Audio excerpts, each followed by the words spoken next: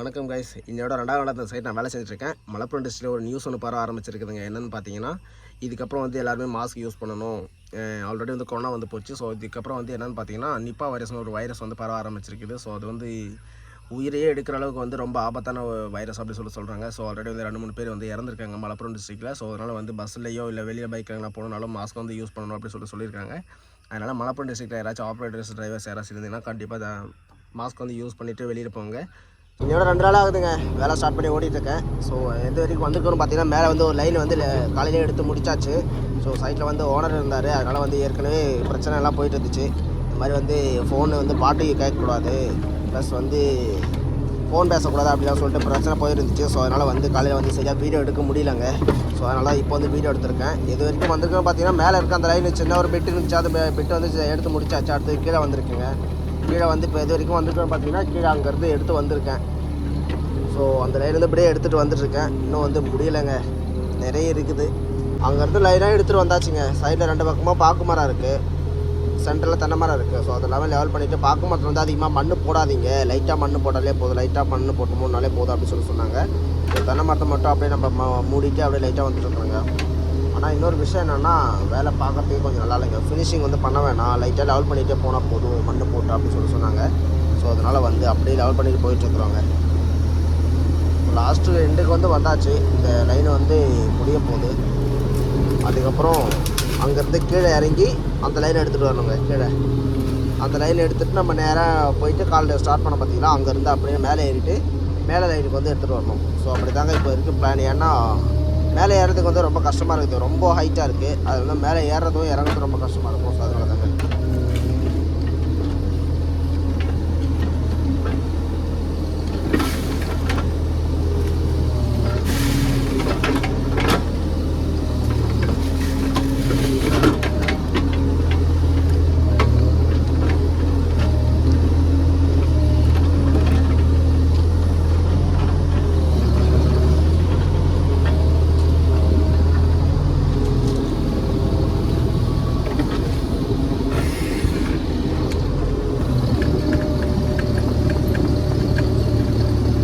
மேலே ஏறுறது இறங்குறது வந்து ரொம்ப ஹைட்டாக இருக்குதுங்க. வரப்பு எல்லாமே ரொம்ப ஹைட்டாக இருக்குது. ஸோ அதனால் வந்து இறங்குறது ஏறுறது எல்லாமே கொஞ்சம் கஷ்டமாக தாங்க இருக்கும்.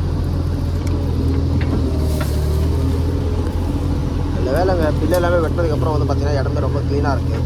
ஸோ பாம்போ இது ஏதாச்சும் இருந்தால் கூட நமக்கு அந்த பிரச்சனை கிடையாது.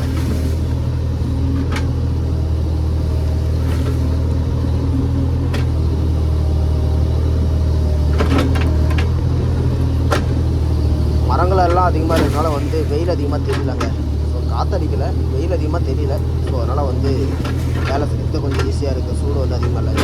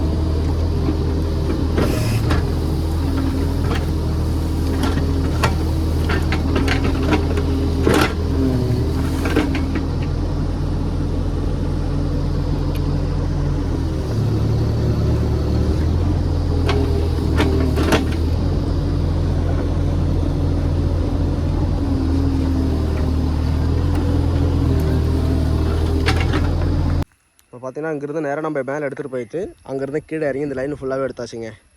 இன்றைக்கி வேலை வந்து முடிஞ்சது. வண்டி வந்து அந்த லாஸ்ட்டில் இருக்குதுங்க. அந்த லாஸ்ட்டில் இருக்க வேலை வந்து முடிஞ்சதுங்க இன்றைக்கி. அதுக்கப்புறம் நாளைக்கு வந்து என்ன வேலைன்னு பார்த்தீங்கன்னா, அங்கேருந்து மேலே ஏறி கிளம்பி வரணும். ஸோ அது வரை நாளைக்கு பார்க்கலாங்க.